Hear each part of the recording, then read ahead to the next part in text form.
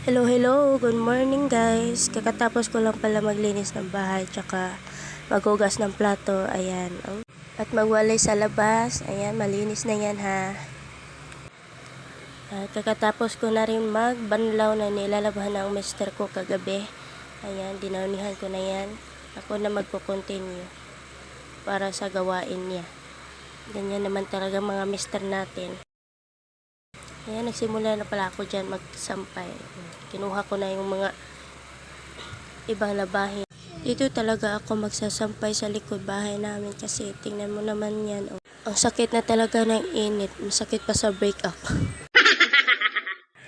Nagsasampay na pala ako dyan. Dapat nga siya yung magsasampay kasi siya yung naglaba, diba? Dapat ganyan na naman talaga.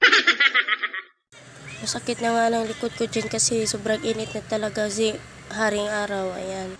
Pag yung asawa talaga natin yung maglalaba, hindi talaga maiwasan na meron pang natitira mancha. Kaya i-check talaga natin kung malinis ba.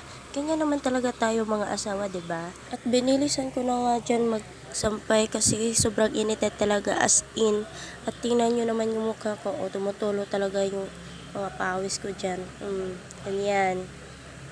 At lumipat na nga ako ng pwesto. Dito na nga lang ako sa loob ng bahay. Nag-iipit na lang pala ako dyan ng ibang labahin kasi yung natira, mga damit ng anak ko, mga brief at saka yung panty, yung mga maliliit na nga lang yung natira dyan.